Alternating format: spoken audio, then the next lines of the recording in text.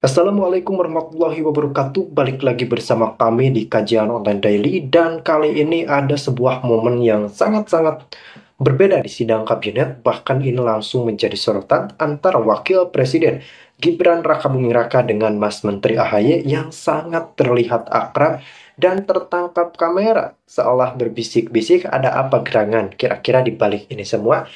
Di tengah gejolak politik yang seperti kita ketahui bahwa sangat-sangat luar biasa memanas, terutama puncaknya pada saat amnesti Tom dan juga Hasto. Dan feeling saya, amnesti Tom dan juga Hasto bukan akhir dari segalanya, tapi seperti mengawali gejolak politik di tahun ini yang kita akan melihat bagaimana peta politik tanah air benar-benar bisa dipastikan akan sangat-sangat berubah, dan patut kita nantikan sikap dari Pak Jokowi, Pak Wapres, dan koalisi lainnya. Langsung saja kita saksikan. Seluruh anggota Kabinet Merah Putih yang saya hormati dan saya banggakan, tentunya sebagai insan yang bertakwa, marilah kita tidak henti-hentinya memanjatkan puji syukur kehadirat Tuhan yang Maha Besar, Tuhan Maha Kuasa, bagi umat Islam Allah Subhanahu wa Ta'ala, atas segala karunia, kesehatan, kedamaian yang masih diberikan kepada kita dan bangsa kita. Saudara-saudara, saya kumpulkan saudara-saudara melaksanakan sidang Kabinet Paripurna yang ke-8 dalam pemerintahan kita.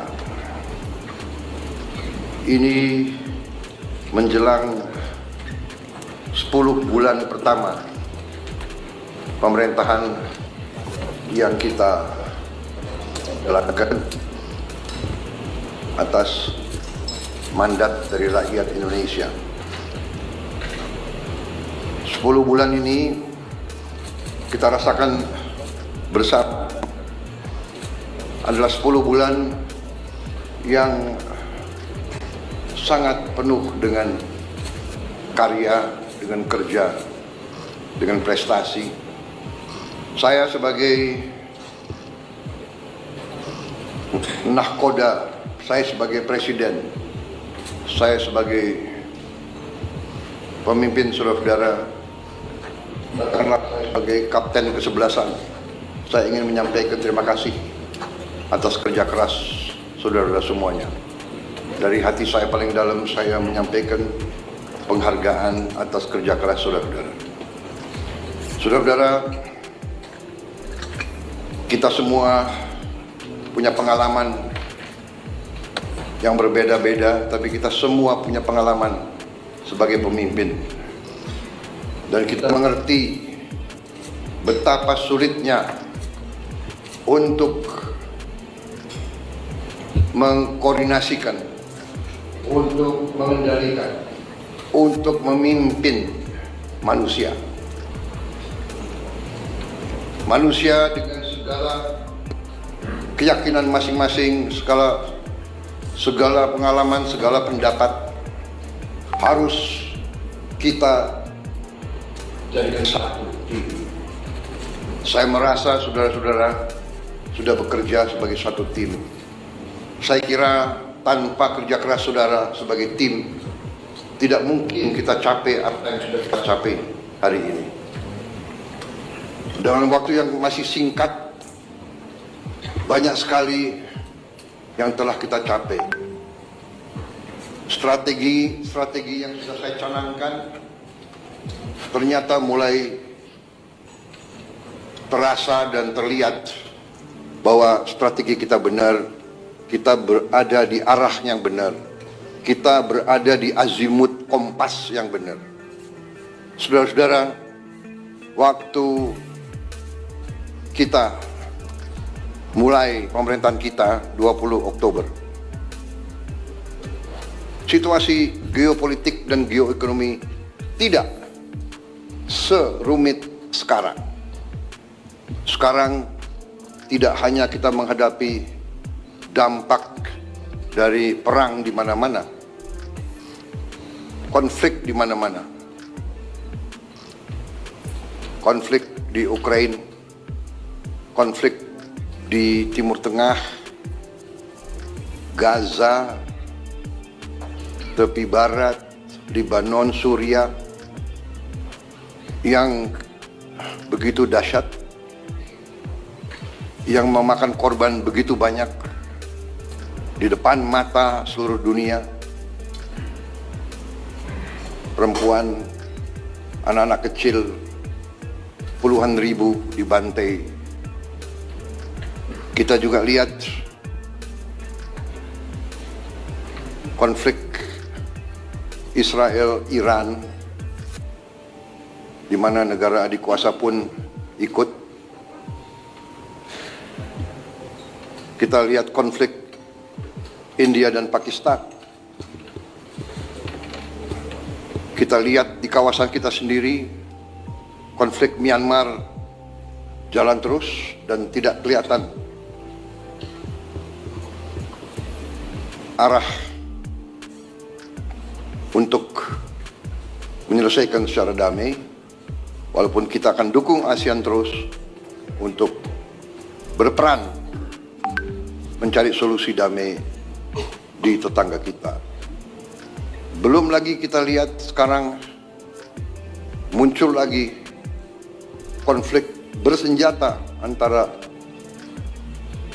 sesama anggota ASEAN, Kamboja dan Thailand. Belum lagi kita hadapi kondisi geoekonomi dunia, ketidakpastian yang ditimbulkan oleh tarif yang dipasang oleh Amerika Serikat. Kita menghadapinya dengan tenang. Saya terima kasih dengan tim ekonomi kita. Saya terima kasih saudara-saudara bekerja dengan tim sebagai tim yang baik.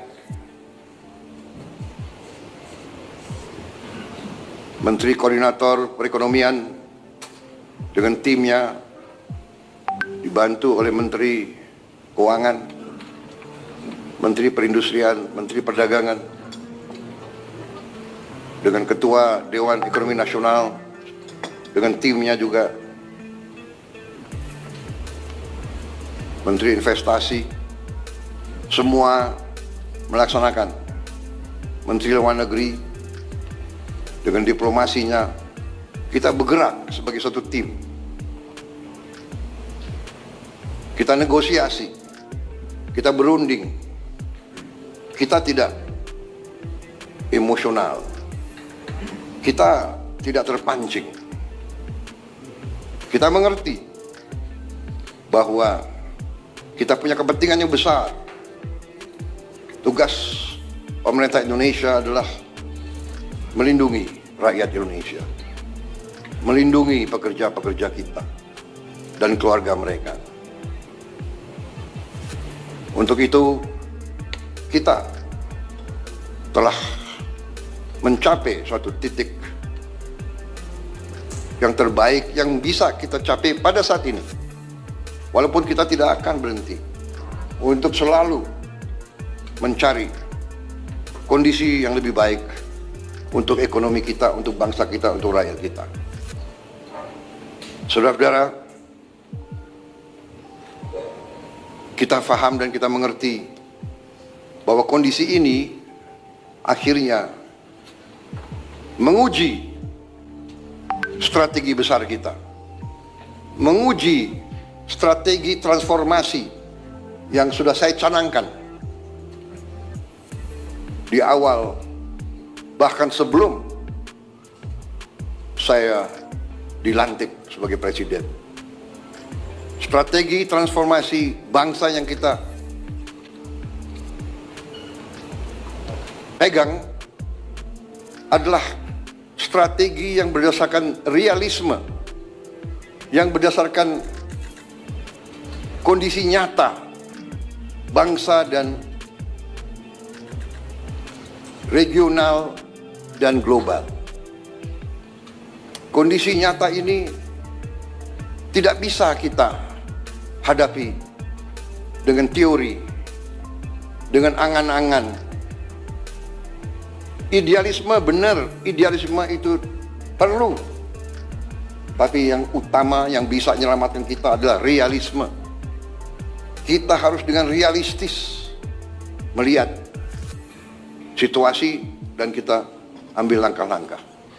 Saudara-saudara, sejak lama saya berkeyakinan bahwa apapun terjadi, bangsa kita akan aman kalau kita kuasai pangan kita. Kalau kita bisa amankan pangan kita, kita bisa jamin bahwa kita bisa beri makan kepada rakyat kita. Setiap hari, setiap minggu, setiap bulan, setiap tahun. Saya tidak pernah percaya bahwa satu bangsa bisa merdeka kalau dia tidak bisa produksi pangannya sendiri. Tidak ada dalam sejarah manusia. It does not happen. It will not happen. Tidak ada negara yang merdeka berdaulat tanpa dia bisa produksi makannya sendiri. Karena itu, produksi pangan bagi saya adalah strategis. Selalu bangsa kita diganggu, bahkan dirusak melalui pangan. Kalau ada bangsa lain yang ingin merusak kita, dia akan merusak pangan kita. Alhamdulillah, dengan langkah-langkah yang cepat dan terus terang saja, dengan transisi yang baik antara Presiden Joko Widodo dan saya, kita bisa dalam posisi sekarang, produksi pangan kita bisa saya sampaikan berada dalam kondisi yang aman dan kuat. Terima kasih kepada semua pihak yang mencapai ini. Ini juga hasil kerjasama, hasil teamwork. Menteri Pertanian dibantu oleh menteri-menteri lain, didorong oleh Menteri Keuangan, dibantu oleh TNI dan polisi, juga kejaksaan. Karena dalam ekonomi kita menghadapi pemain-pemain yang punya agenda lain daripada kita. Pemain-pemain di ekonomi ini ada yang niatnya hanya cari keuntungan sebesar-besarnya, tidak peduli rakyat kondisinya kayak apa. Bila perlu, rakyat dimiskinkan terus agar mereka bisa mengisap kekayaan kita, bagaikan mengisap darah. Ada. Ini namanya realisme. Kita bukan anak kecil. Kita duduk di sini di kabinet ini, saya sebagai presiden, wakil presiden semua, kita di sini bukan anak-anak kecil. Kita tidak bisa dibohongi, kita tidak bisa ditipu lagi. Kita ingin baik. Kita ingin beri kesempatan kepada semua. Tapi kita tidak rela rakyat Indonesia dimiskinkan terus.